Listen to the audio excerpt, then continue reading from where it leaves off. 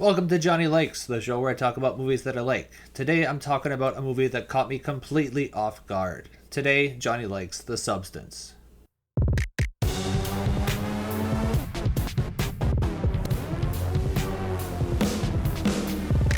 tell him, Johnny.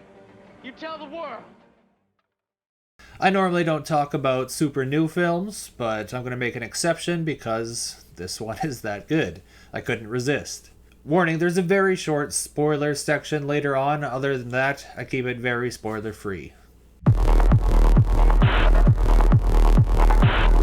An aging actress played by Demi Moore learns about a black market drug called the Substance, which once taken produces an idealized younger version of yourself, which you are supposed to switch 1 week on, 1 week off with your other person. Moore and her younger self, played by Margaret Qualley, have trouble following this regiment, and stuff goes way off the rails. That's my intentionally super vague summary. I went into the movie knowing not even that much about it. All I knew was that it was supposed to be good and there was a body horror aspect to it.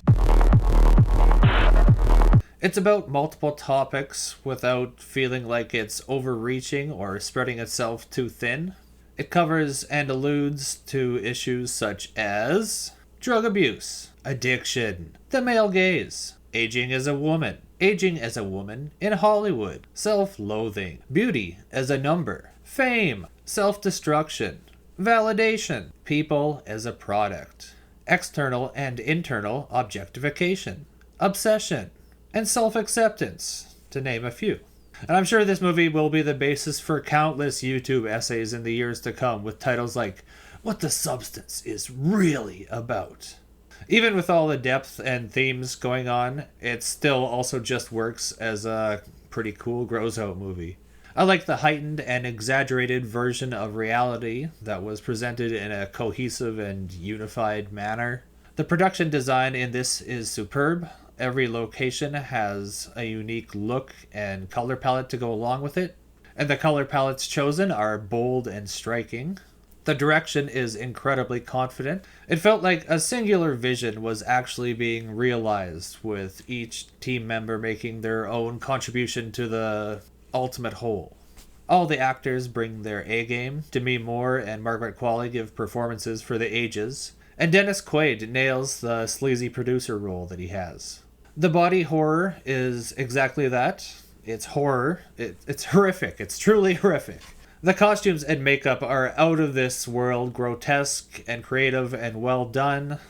And from what I understand, it was mostly done without CGI, making it all the more impressive. And the final stage of the transformation is something to truly behold. The influences for the film.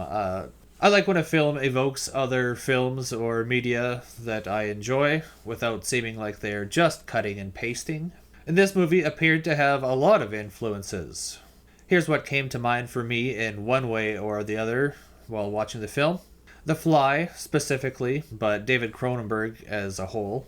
The Shining, Requiem for a Dream, Elephant Man, Calvin Harris's Call on Me music video, Titane, Reanimator, Death Becomes Her, An American Werewolf in London, and just werewolf movies in general. Whether or not these were actual influences or not, I can't say, but it's kind of beside the point. These are the films that this movie reminded me of, whether they liked it or not. Sometimes it was from a shot, or a theme, or design choices, but it was always something. It's also really funny, but in a morbid, perverse kind of way, which is totally my sense of humor. And it's just so over the top at some points that you just can't help but laugh at how absurd it is. Although it was heavily sexualized, there wasn't any actual sex in the movie. There was a bit of nudity, but it wasn't erotic.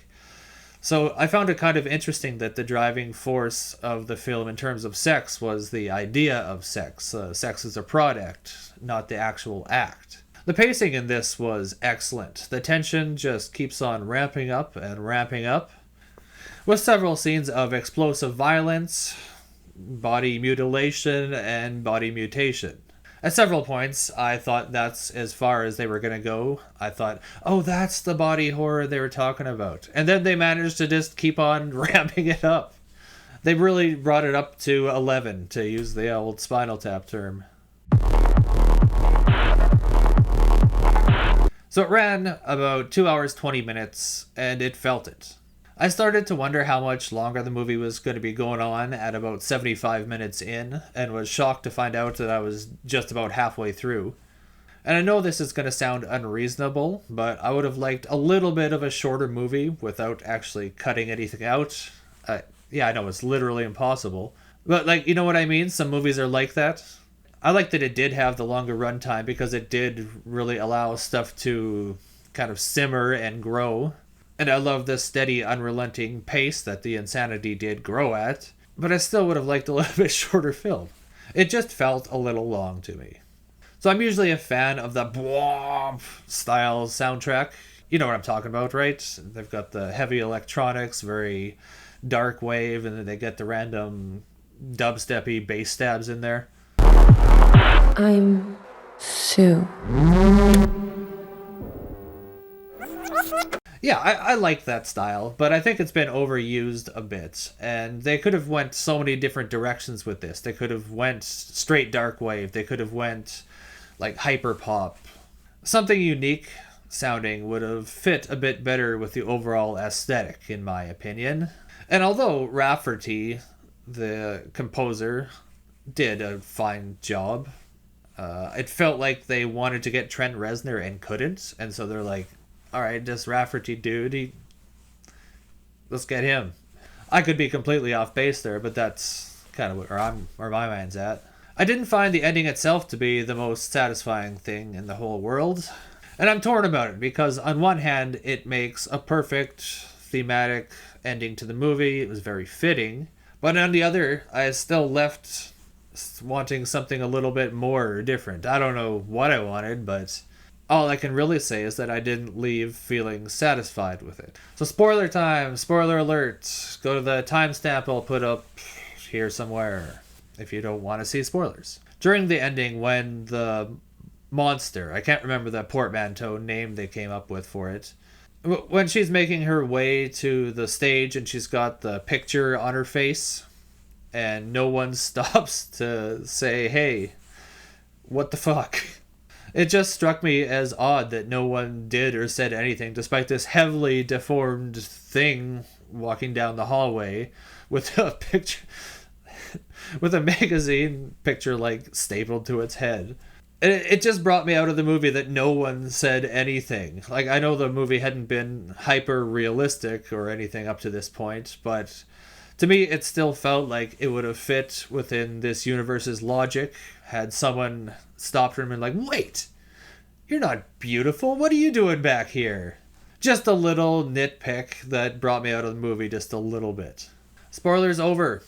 So The Substance is a conversation piece and one hell of a film. It's absolutely worth watching, even if horror isn't your thing. Like, if you watch one horror movie a year, it's probably should be this one. And I suspect that I'll be thinking about it for some time, and that it'll become a classic horror film that becomes influential in its own right. I kind of even consider it like an instant classic. It's been so well received, it's so well done. Time will tell on that. So this is not only the best horror movie I've seen this year, it might be the best movie I've seen this year. And I couldn't really have asked for more in a horror film.